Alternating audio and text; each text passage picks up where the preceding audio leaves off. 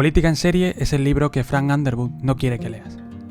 Por sus páginas, y radiografiados por algunos de los mejores analistas políticos y consultores de este país, desfilan los protagonistas del ala oeste de la Casa Blanca, Borgen, Homeland o House of Cards, tal vez los más dignos espejos de los dirigentes políticos de las últimas décadas. Y es que las series, como dice en su prólogo Jorge Carrión, son los engranajes de una gran maquinaria política de traducción e interpretación de la realidad desde el punto de vista del imperio, o lo que es lo mismo, una oportunidad idónea para la comprensión de muchos de los entresijos del poder. Esto que acabo de narrar es la sinopsis oficial del libro Política en serie, un ensayo en el que participan varios autores expertos en comunicación y en politología, entre ellos Julio Otero y Diana Rubio, coordinadores del ensayo y con quienes tuve además el placer de hacer esta entrevista en el mes de noviembre. En aquellos días la actualidad giraba en torno a la figura del asesor personal de Pedro Sánchez, Iván Redondo, y de la manera en la que estos profesionales de la comunicación política influyen en nuestros líderes. Hoy, en lugar de haber perdido vigencia, el asunto que trata este libro y la conversación que mantuve con sus autores ha ganado fuerza. No hay una sola tertulia de radio en la que no se escuche el nombre de Miguel Ángel Rodríguez, el famoso director de gabinete de Isabel Díaz Ayuso. Tal como ha quedado patente durante la crisis interna del Partido Popular, la política de hoy día sigue estando a la altura, incluso superando, los episodios más trepidantes de algunas de las mejores series de televisión. Sin más que añadir, espero que disfrutéis de esta entrevista. Yo soy Álvaro Guzguti y esto es El Garabato Podcast.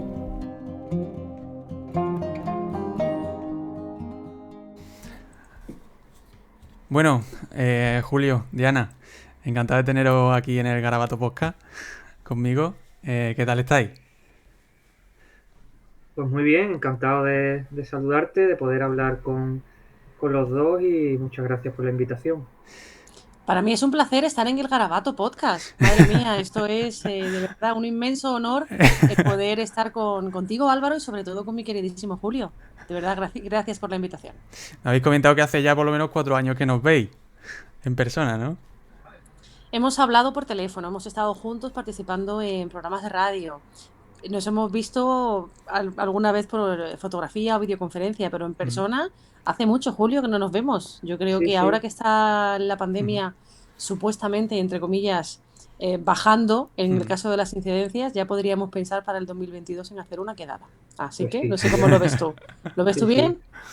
Sería magnífico, sí. Sería genial, muy bien. Pues ahí lo dejamos, se queda grabado, así que ahí lo dejamos. Yo me apunto a esa, ¿eh? Muy bien, Álvaro, genial.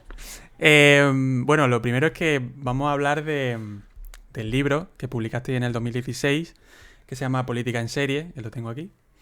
La verdad que es realmente el subtítulo del libro es la ficción que inspira al poder, y la verdad que habla de eso principalmente, de cómo la política se deja influenciar a veces por la ficción, pero sobre todo cómo la ficción plasma la realidad política y algunas veces lo hace de manera más fiel y otras veces de manera menos fiel, pero al final todo es bueno, pues bastante extrapolable a la realidad. Este libro, lo primero que quiero decir es que ganó el Napolitan Victory Award en la categoría del libro de político del año en el año 2017, justo un año después de publicarse. Y Diana, tú personalmente, porque lo he leído, ganaste también la categoría de mujer influyente en comunicación, ¿no? Sí, la verdad es que si nos ponemos a recordar esos años que no hace tanto, ¿no? 2016 o un poquito incluso antes, 2015, 2016 y 2017, entre Julio y yo, algún premio que otro tenemos dentro de los Napolitan. Aparte tuvimos la grandísima suerte de tener también ese galardón con este magnífico libro que es Política en serie. Y en mi caso sí, el ser nombrada también Mujer Influyente del Año en Comunicación, pues ha sido un punto de inflexión para muchas cuestiones, ¿no? Sobre todo a nivel formativo, a nivel de asesoramientos y sobre todo a nivel de visibilidad internacional. Así que muy feliz y muy contenta de haberlo tenido, claro. Se dan en Washington y son a profesionales de la comunicación política, asesores, consultores, politólogos, en fin, tú eres politóloga, Diana, Julio es periodista y la primera... Qué buena mezcla. Sí, la verdad que sí. No, además es que últimamente, ya te digo, yo estudio periodismo y he conocido mucha gente saliendo en el ambiente universitario que estudian politología y las conversaciones con ellos que son lo más interesante, porque, en fin, son gente como muy, muy interesada en la actualidad también. Es una rama muy parecida, o la verdad que tiene semejanzas con el periodismo político en este caso. Eh, ¿Por qué? Mi primera pregunta sería, ¿por qué surge esta idea? ¿Por qué este libro se realizó, bueno, está escrito por 12 personas, entre ellos vosotros dos, coordinado por vosotros dos, 12, bueno, 10 en este caso, aparte de vosotros, consultores políticos o profesionales de la comunicación política? Eh, ¿Por qué surge la idea? ¿Por qué se decide hacer entre varios profesionales, no solo entre dos? ¿Y cómo fue el crowdfunding para conseguir publicar el libro? Porque hay muchísima gente que participó. Sí, sí, la verdad es que la campaña yo creo que fue bastante exitosa. Bueno, todo empezó porque tanto Diana como yo teníamos en común, aparte de la pasión por la comunicación política, Ujú, la del cine y la serie de televisión. ujú, Y concretamente en el verano en el que surgió la idea, un año y medio antes de la publicación, eh, pues estuvimos leyendo y comentando varios libros sobre política y cine. ujú. Eran libros muy interesantes porque te permite la lectura y después el visionado de una película y es como algo, una experiencia distinta a una lectura normal de un libro. Y pensamos los dos que faltaban libros de series, porque las series estaban reemplazando al cine como primer producto audiovisual de consumo masivo, porque Totalmente. las series, aparte de estar eso, ocupando digamos, las pantallas, pues se estaban además centrando mucho en el cine. Esos años, y todavía en los actuales, empezaron a rodarse muchas series de cine, de política. Sin embargo, no había ningún libro que juntara esos dos campos, la política o la comunicación política y la serie. Y pensamos en crear esa obra que sería pionera. Yo creo que ha sido una Mm, obra pionera, hay muy pocas parecidas. Y bueno, sí es verdad que en aquella época surgió también en paralelo otro libro, pero nosotros desde el principio teníamos muy claro que queríamos que fuera una obra más práctica y más pensada para el ciudadano medio, para el amante de las series, mm, no solo de la política, porque otros libros, tanto de cine como este que comento de series, están muy enfocados al campo académico. Entonces nosotros quisimos contar con profesionales en activo de la asesoría y de la consultoría. También muchos de ellos, por supuesto, están en el ámbito académico, son profesores, mm. pero queríamos sobre todo que tuvieran experiencia en esa vertiente, porque es al final la que mejor conoce a los personajes de la Sí. serie de televisión, que no son ninguno profesores, son todos asesores, ¿no?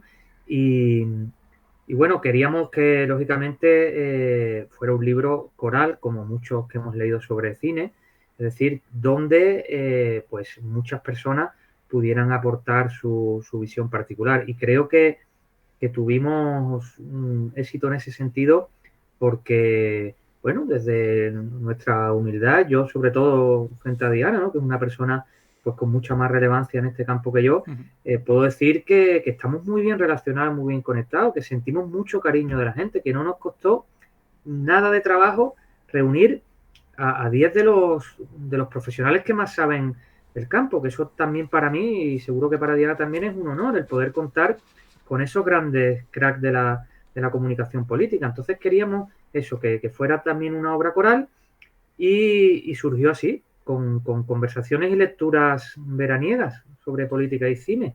Así fue como surgió el libro. Mm. La verdad que... Fue curioso Álvaro, porque claro, Julio y yo obviamente nos une una grandísima amistad desde hace muchísimos años Mm, y fue en una conversación que tuvimos los dos cuando surgió la idea de, oye, ¿por qué no hacemos un libro práctico, un ebook en PDF para poder entregarlo a la gente en Internet, ¿no? Y claro, resulta que empezamos a hablar con compañeros, vimos esa maravillosa respuesta por parte de quienes nos acompañan en esta obra y todos dijeron que sí, o sea, no hubo nadie que no nos dijera que no, ¿verdad, Julio? Todo el mundo nos dijo que sí a los que les preguntamos. No solo eso, sino que además nos pidieron traer a más gente, si podían compartir su artículo mm, con otros consultores amigos y estuvo muy bien. Y preguntaste también a Álvaro antes por la campaña. La campaña la verdad es que fue muy bonita porque, como está explicando ahora Diana, el proyecto yo creo que sobrepasó las expectativas y conseguimos pues publicarlo en una editorial pujante, una editorial joven, yo creo que bastante buena, que es libros.com, que tiene además una forma, yo creo, revolucionaria y participativa de editar los libros, que no pasa solo la criba del dinero que disponga, digamos, la editorial o del criterio del editor, que sí, por supuesto, sigue vigente, tiene que haber un criterio editorial, pero aquí la criba económica es la que los ciudadanos digan, los lectores, los futuros lectores. Es una editorial participativa, en el sentido que cada libro que acepta sacar adelante lanza una campaña de micromecenazgo, ¿no? De crowdfunding.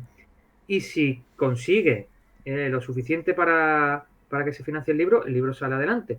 Y si no, pues no.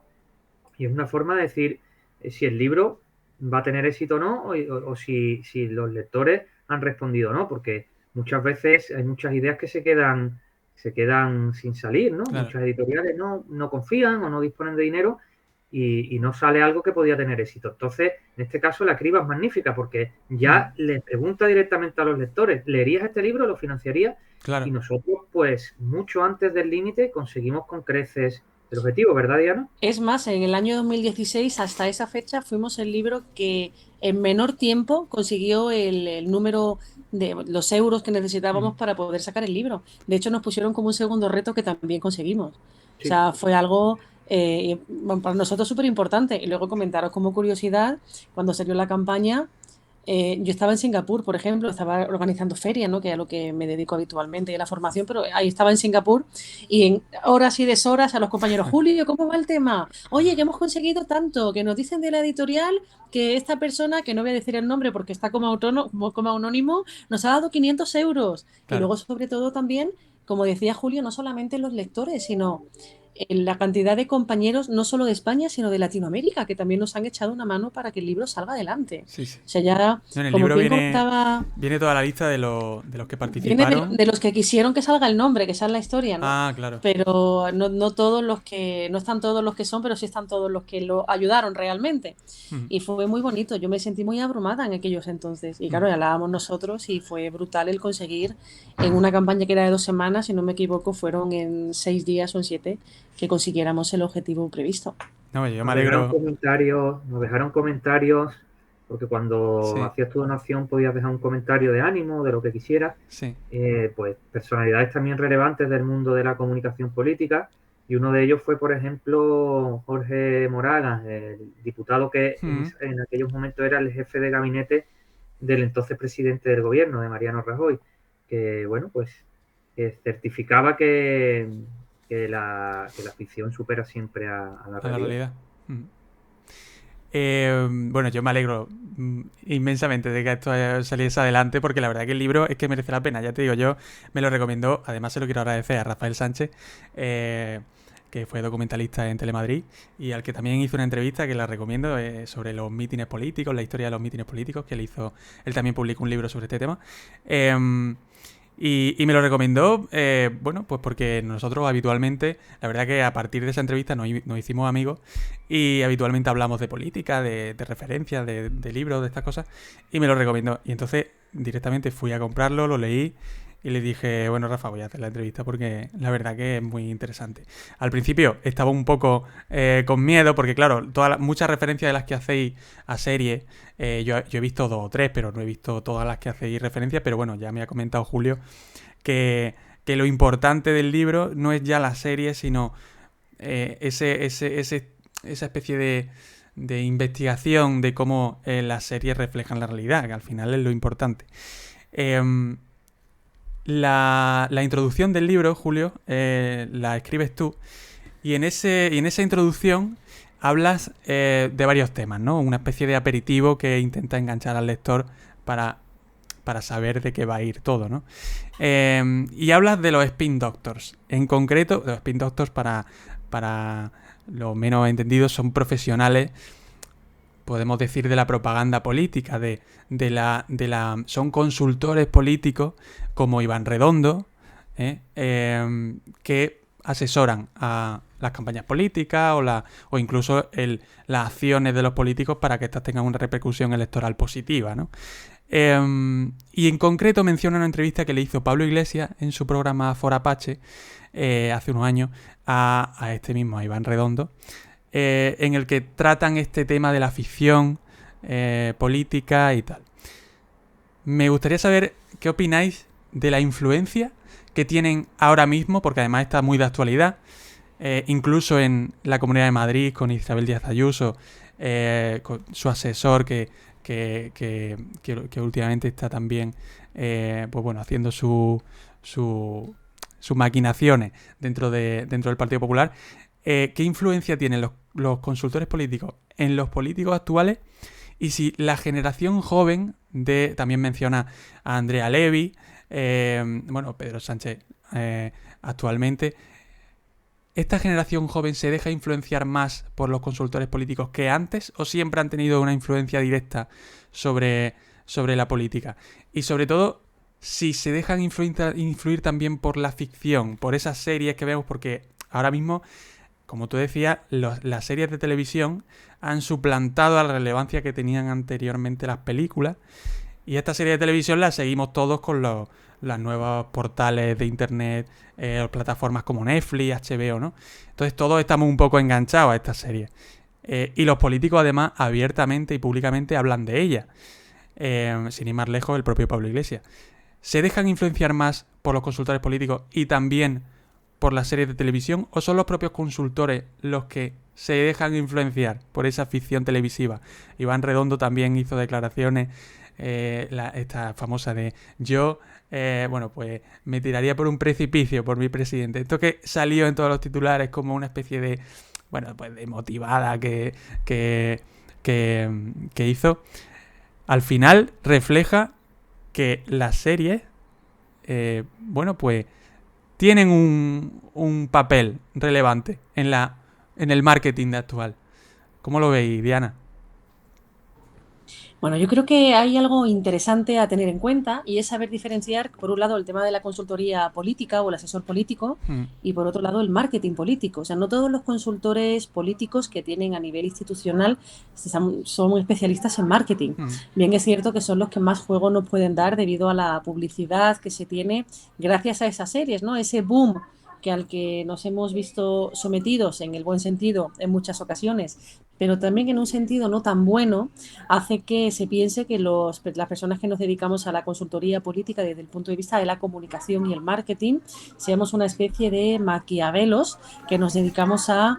en la sombra. Sí, exactamente, allí en la sombra, unos entresijos, como puede ser Tyrion, también me viene a la cabeza de Juego de Tronos, que hacemos y deshacemos a nuestro antojo, cuando realmente no es así.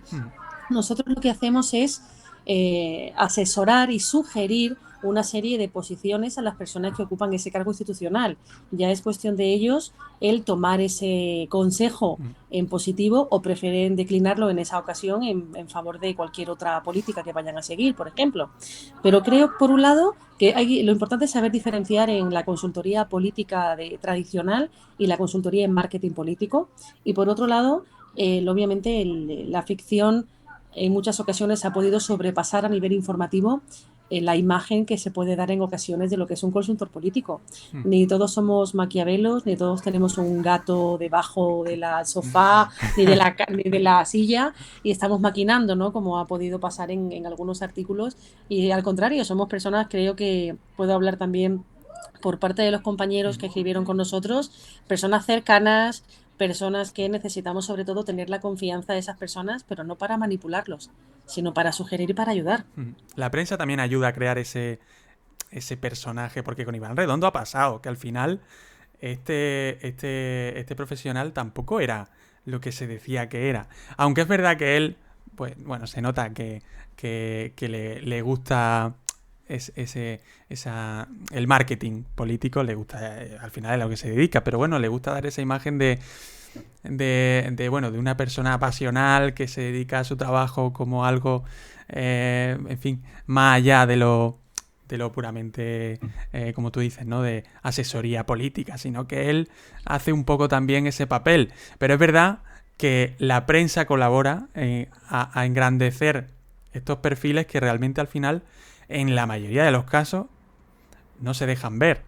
Incluso el ciudadano no los... Es que No Álvaro tiene que lo... ser eso, Ujú. un asesor tiene que estar de asesor en la sombra, no puede sobrepasar nunca a la persona que está asesorando. Ujú. Nos viene bien porque nos ha dado visibilidad, pero ¿hasta qué punto ha sido buena esa Claro. visibilización que ha tenido desde que salió de Moncloa, ¿no? Mm. Digamos que la entrevista que dio a Jordi Évole, bajo mi punto de vista, no fue la mejor que le podían haber hecho. Creo que fue más importante lo que no dijo que lo que dijo, Ujú. y creo que nos da una imagen al nivel del sector que no fue demasiado buena, ¿vale? Ujú. Eso es mi punto de vista, de cómo yo lo pude ver. Sí, sí, no, Por al final tú eres tanto, profesional claro, de y esto. luego, como bien estamos comentando, los asesores siempre estamos, digamos, un paso por detrás, nunca dos pasos por delante. A ver, en protocolo sí que siempre tenemos que hacer visitas a los sitios y tenemos que ir siempre por delante, pero ya me entendéis en el sentido en el que lo estoy comentando. E igualmente, Iván Redondo se ha hecho muy conocido, Aley San Martín también, pero también estamos muchas chicas Ujú. en grandes puestos de grande asesoramiento a nivel nacional e incluso internacional, que sí se han mantenido en un segundo plano y que creo que también lo están haciendo muy bien, Ujú. llevando siempre la ética por delante, que es otro de los factores que se ven influenciados cuando el marketing y la publicidad en algunas ocasiones entran en escena.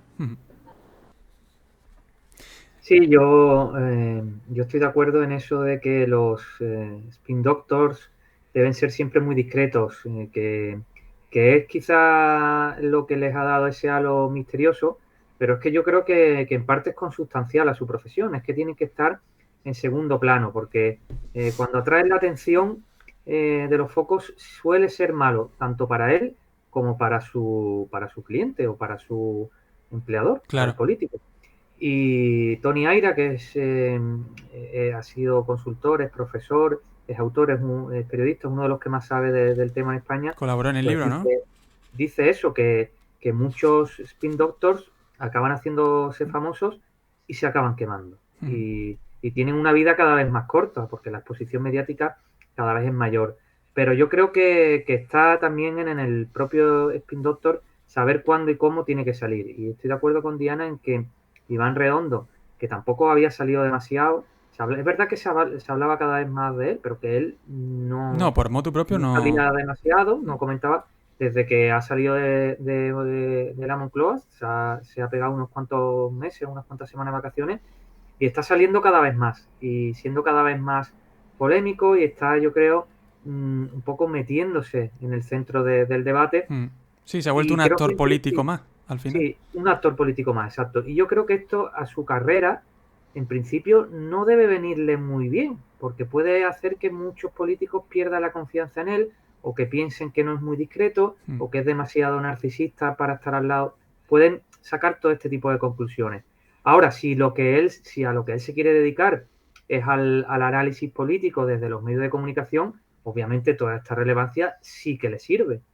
Y que conste que digo esto con modestia porque la verdad que Iván Redondo para mí es uno de los que más saben de comunicación política en habla hispana del mundo, y creo que ha revolucionado el sector y bueno, yo creo que pese a, pese a estos, digamos, comentarios que están surgiendo últimamente, yo creo que hay que tener siempre en consideración que él va muchas veces varios pasos por delante, que cuando hace Mm. las cosas las hace por algo.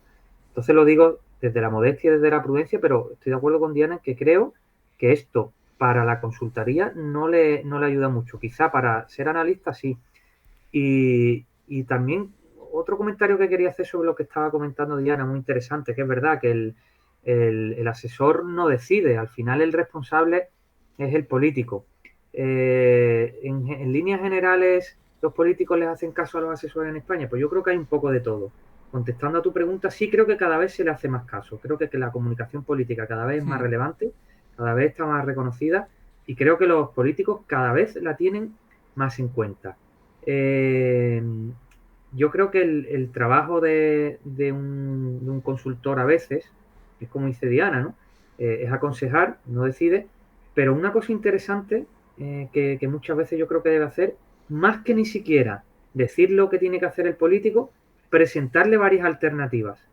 Claro. Decirle lo que puede pasar si se toma una decisión, cuáles pueden ser las consecuencias y ofrecerle distintas alternativas. En función de sus ideas, de su proyecto y de lo que quiera, en ese caso concreto, ya él decide. Una especie de análisis Me parece de interesante. riesgos que al final deje la última palabra al candidato, porque si no, Exacto, sí, sí, el sí. político se siente a lo mejor menoscabado en esa, bueno, pues Sí, puede pasar, sí, en ese sí. protagonismo que debería tener en su propia vida política, ¿no? Sí, sí. Y después yo creo que preguntaste también si las series influyen más a los políticos.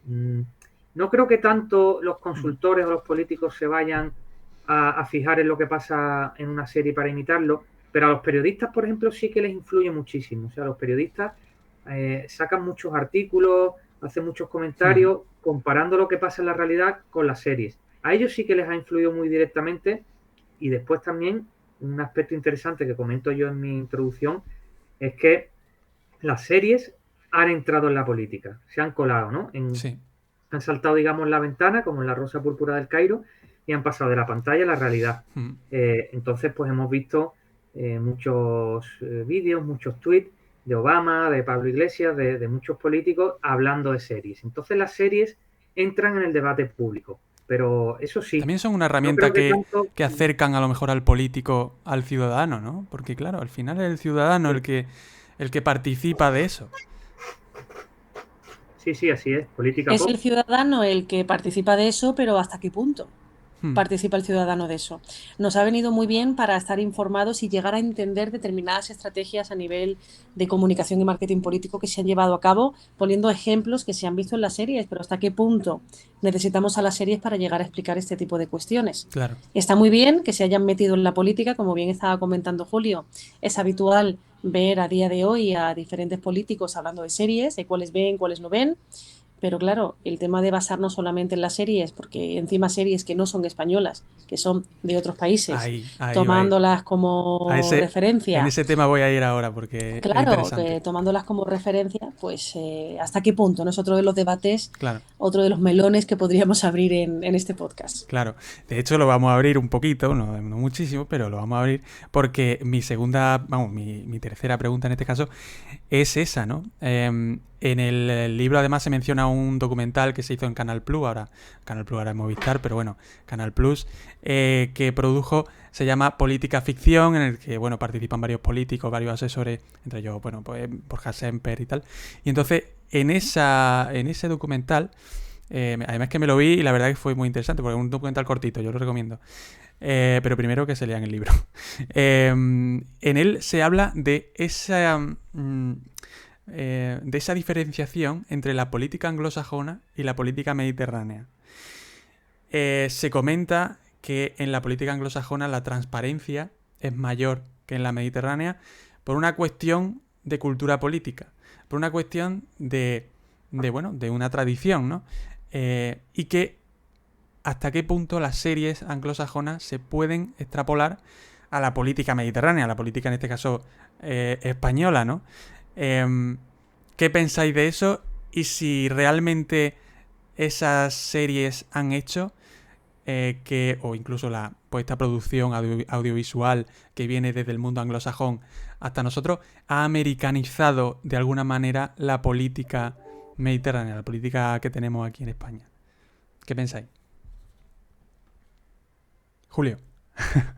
Sí, yo creo que es que la política mundial Sí. se ha americanizado en general, más allá de las series. Las series pueden contribuir, Mm, pero que la tendencia va más allá de eso. Y la comunicación política, la consultoría, mm, todo, absolutamente casi todos los aspectos de la política anglosajona y especialmente estadounidense nos llegan. Quizá a nivel constitucional, de sistema político, de sistema normativo, no tanto, porque los Estados Unidos además ni siquiera comparte con el Reino Unido eso, es un sistema presidencialista y nosotros sí que en Europa mantenemos la tradición parlamentaria, mm. pero por ejemplo en el continente americano casi todos los regímenes son presidencialistas, es decir, la influencia es grande. Incluso ese presidencialismo Mm. pues lo estamos en cierta manera importando.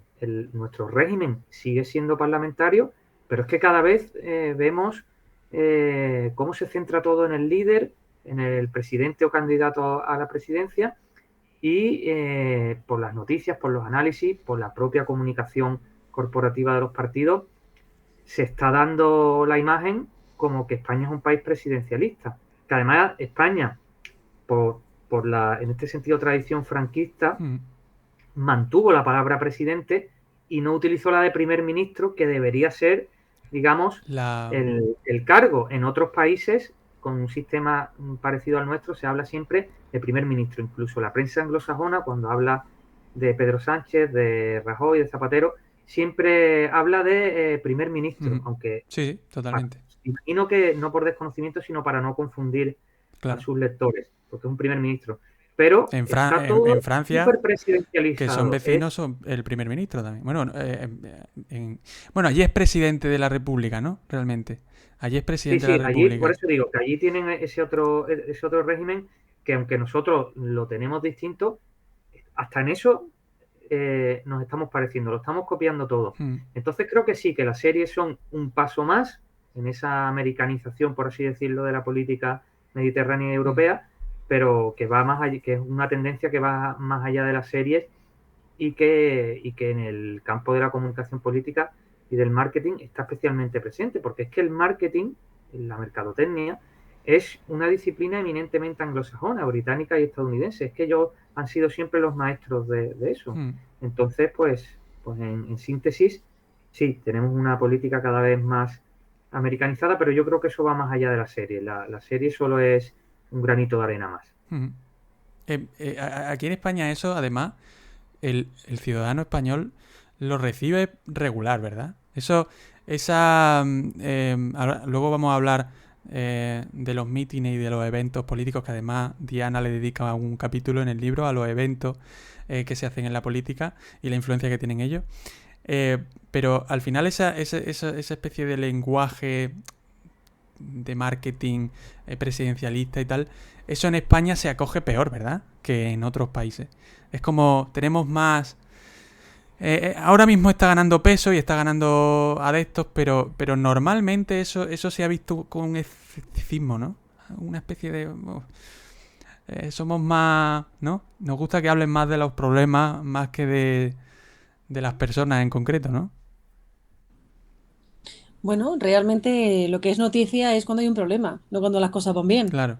Eso por un lado. Y luego, acorde a lo que estaba comentando Julio anteriormente, tendemos a esa supremacía del líder, como bien estaba comentando, a través de esa americanización, pero a nosotros se nos olvida, os pongo un ejemplo, que nosotros no tenemos primera dama en España. Sin embargo, hay muchos medios que se empeñan en decir la primera dama de España, haciendo referencia a la mujer del presidente del gobierno, cuando realmente no correspondería tampoco, porque el tema del sistema político que tenemos en España no tiene absolutamente nada que ver ni con el francés, ni con el inglés, ni mucho menos con el americano, ¿no? La primera dama sería en todo caso la reina. Exacto, la primera dama sería la reina, en el caso de España. La mujer del jefe de Estado, que al final es lo que... Claro, pero en muchas ocasiones se han visto esos errores de la primera dama española, o sea, cosas que a mí como experta en protocolos podéis imaginar lo que me he podido encontrar, ¿no?, en mi cuerpo. Lo digo porque, como bien dice Julio, aquí las series es un pequeño granito de arena. O sea, que esa americanización va mucho más allá, no solamente en cuanto a la nomenclatura o a la manera de informar sobre los líderes, sino también a la hora, como bien comentabas, de hacer los mítines políticos. Y la escenografía propia de un mítin político ha cambiado absolutamente hacia unas tendencias que nos vienen de estos países anglosajones. Sí, además el tema de la primera dama es que lo que dice Diana es un error de protocolo, porque la primera dama no es la mujer del presidente, es un cargo institucional de los Estados Unidos que tiene su propia oficina, su propio equipo, su propio presupuesto y su propio funcionamiento. Entonces, incluso en regímenes presidencialistas, a lo mejor en Francia, en otros, pues no existe esa figura, porque la pareja del presidente o la presidenta, antes, como era un mundo de hombres, pues mujer, no tiene relevancia política o no tiene una función constitucional o normativa. Además, la primera dama no es la mujer del presidente, porque el presidente puede ser viudo.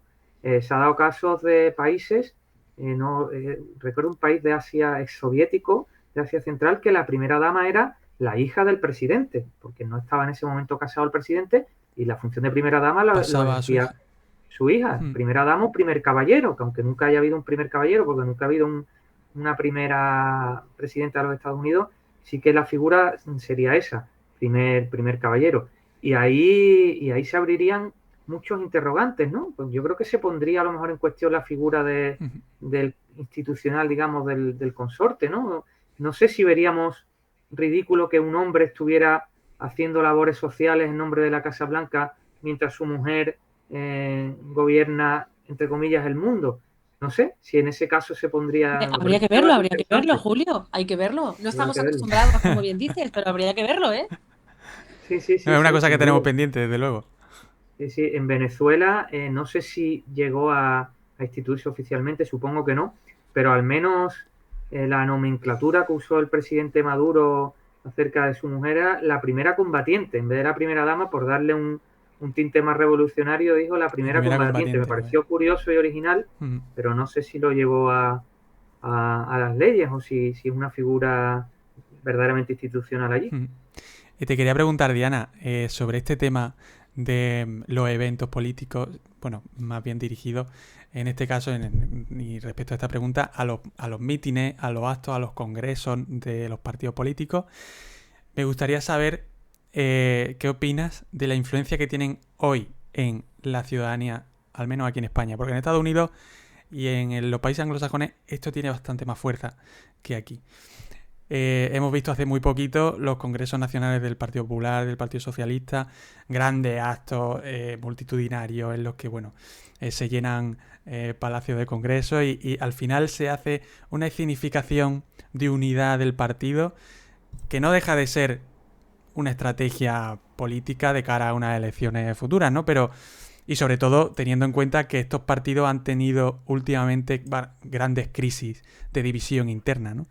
En el Partido Popular se escenificó esa unificación con Isabel Díaz Ayuso y Pablo Casado. En el Partido Socialista se limaron todas las perezas que se tenían con el Partido Socialista de Andalucía, con el Partido Socialista de Cataluña. En fin, todo esto se fue unificando de alguna manera en esa escenificación.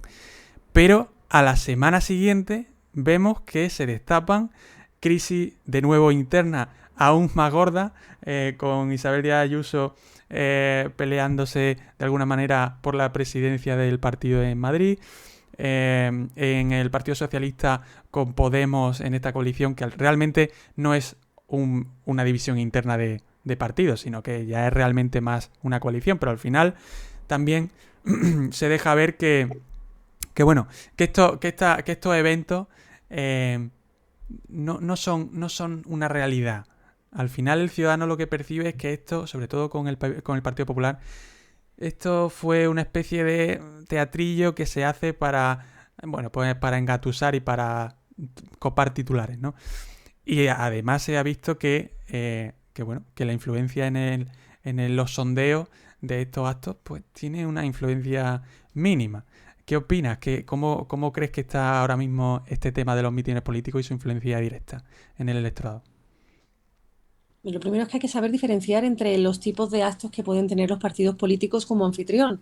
Por un lado tenemos esos congresos y convenciones que son necesarios directamente porque la propia ley de partidos expone que deben tener un órgano asambleario para poder crearse junto con unos estatutos que se deben realizar cada 3-4 años. Es a lo que hemos asistido en el caso del PP y del PSOE, ¿no? También de Podemos. Hemos tenido otro en estos últimos tiempos. Lo que sí han hecho han sido pues un formato algo diferente en el caso del PP. Y bueno, me resultó curioso también en el caso del PSOE que también eligiera Valencia como ciudad emblemática para celebrar este evento tan sumamente importante. ¿Qué sucede en este tipo de eventos? Que habitualmente, aunque el público objetivo sean los propios militantes o las propias personas que forman parte del partido, para intentar actualizarlo y mejorar e incluso crear y sacar músculo dentro de los propios militantes, la repercusión que tiene a nivel mediática es muy importante.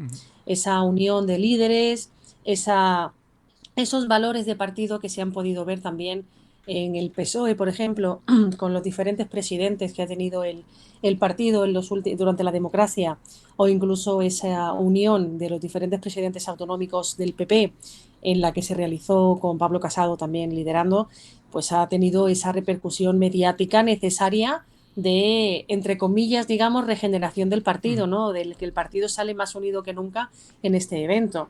Pero hay que tener en cuenta que también existen otra serie de eventos, como realizó, por ejemplo, Vox en IFEMA, que a mí me resulta muy curioso porque era muy inspirado en las fiestas que realizaba el Partido Comunista en los 70 y en los 80. Digamos que ha sido algo bastante similar. Le han intentado dar un matiz a nivel de los eventos tradicionales y los tintes que tenía ese evento, la finalidad era el demostrar que hay mucha gente que los apoya y también el conseguir más militantes dentro de sus filas, ¿no? Por tanto, la importancia aquí está o radica en el objetivo por el cual se celebran los eventos. Hay algunos que la gente puede pensar que es un plus porque no está dentro del partido, pero para personas que militan en ellos son actos muy, muy importantes, justamente porque el nuevo líder les da unas directrices determinadas, porque se reafirma la ideología o incluso se cambia, como pasó en Ciudadanos hace años. Claro.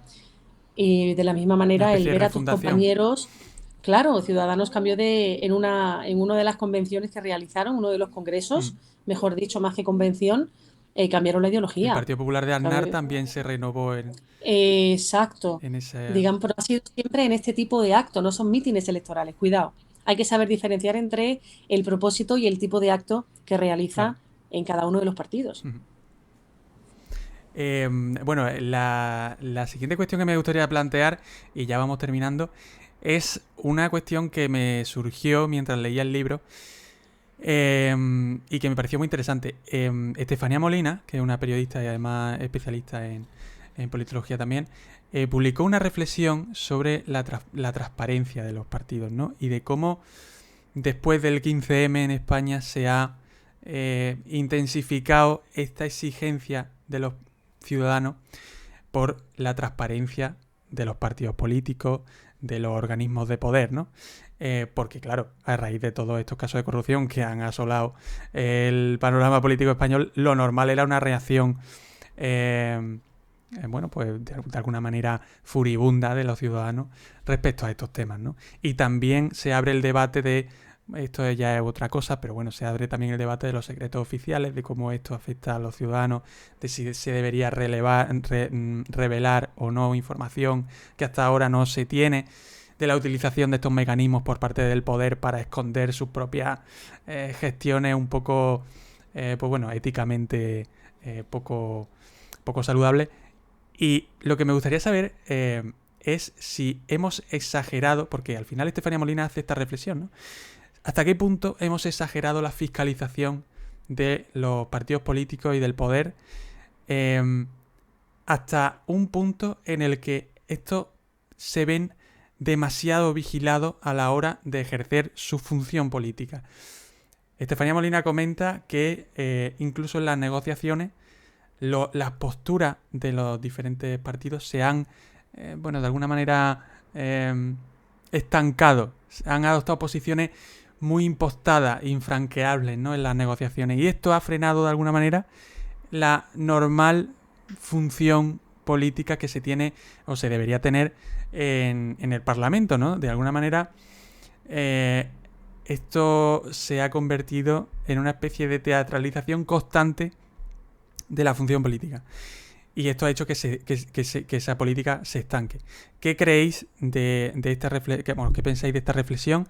¿Hasta qué punto esa vigilancia del poder es de alguna manera positiva? ¿Y hasta qué punto puede ser negativa? Y también si el Parlamento se ha convertido a raíz de esto en una especie de reality show, de una escenificación constante, de unas posturas totalmente, bueno, pues bloqueadas entre sí, que al final hace que el Parlamento no funcione de la manera en la que los ciudadanos querrían que funcionase, que se solucionasen sus problemas. ¿Qué creéis de esto ya directamente con Julio?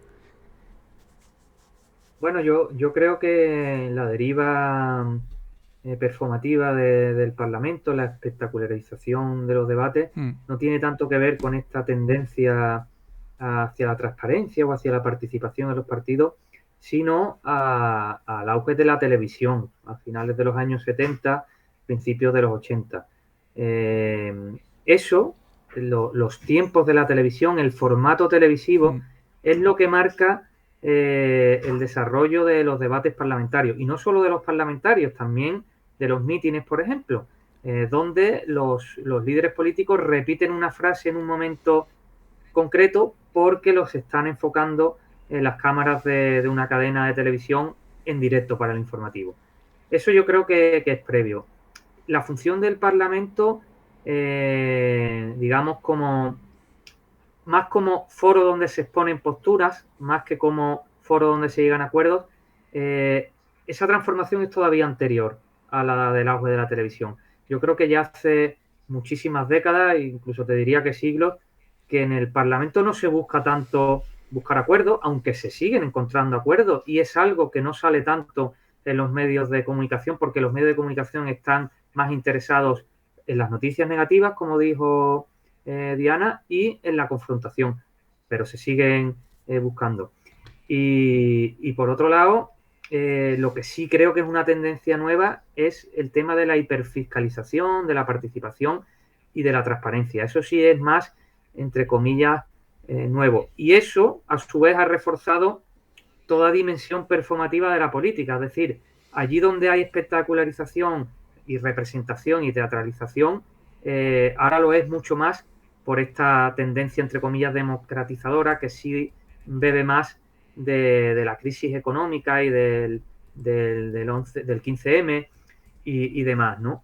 La transparencia es una tendencia, el gobierno abierto de la transparencia previa incluso a este tema, pero que sí que se reforzó mucho a raíz del 15M. Lo que yo sí creo es que se ha exagerado a veces con eso y se ha frivolizado y se han llegado a extremos innecesarios y además incluso contraproducentes. Uno de ellos, el tratar de grabar las negociaciones.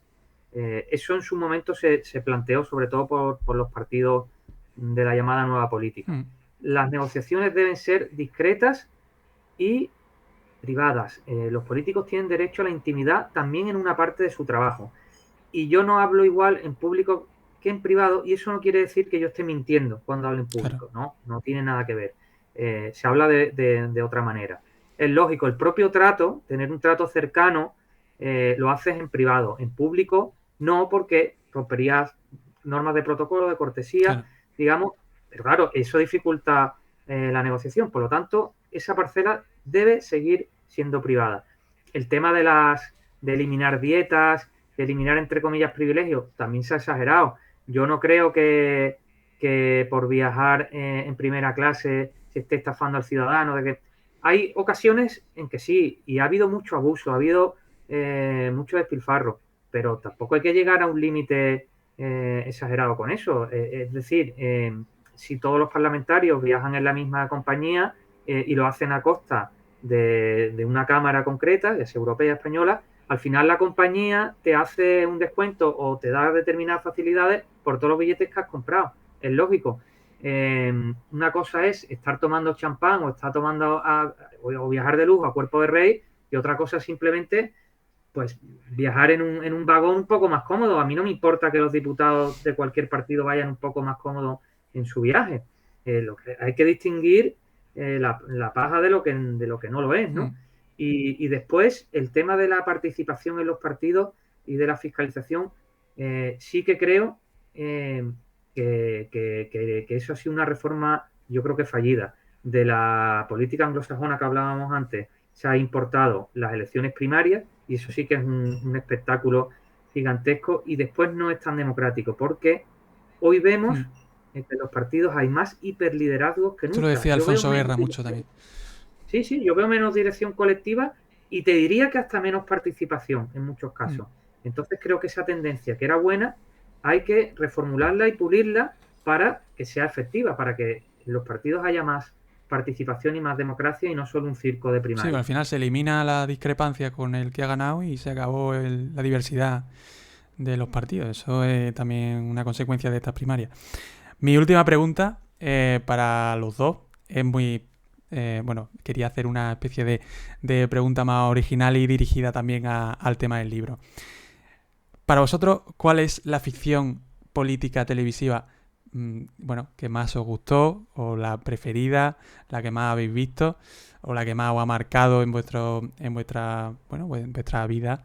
Y sobre todo, ¿qué personaje qué personaje o qué actor público de la actividad política española actual creéis que podría protagonizar una serie de televisión como las que mencionáis en el libro de éxito? Diana. Complicado, ¿no? Claro, o sea, actor español, bueno, alguno tengo en cabeza que por supuesto te voy a nombrar. Mira, en cuanto a Bueno, me series, refiero a eh, actor, me refiero a político, no a... sí, por eso, Sí, por sí. eso, por eso, actor político, uf, complicado. Yo creo que me voy a mojar con la primera pregunta diciéndote que una de las series que más hemos visto es la del ala oeste de la Casa Blanca, obviamente. Sí, Siempre hemos mítica. dicho que es un manual audiovisual de comunicación Mm, política americana, ¿vale? Que quede ahí claro. sí. Pero también en mi caso yo he visto mucho otras dos. Homeland, que creo que es Ujú, una serie ujú, maravillosa, y Madame Secretary, que tiene mucho que ver también con cuestiones ujú. de comunicación y marketing institucional. Sí. Y yo creo que con la otra es que ahora mismo, Álvaro, Complicado, ¿no? no sabría decirte, sinceramente no sabría decirte. A ver si Julio nos puede decir alguien, a ver si ha pensado él en alguien. Yo lo tengo claro, ¿eh? ¿Sí? Pues dinos tú entonces en quién, dinos Pues yo tú. creo que Pedro Sánchez podría ser perfectamente, vamos. Pedro Sánchez tiene una vida política.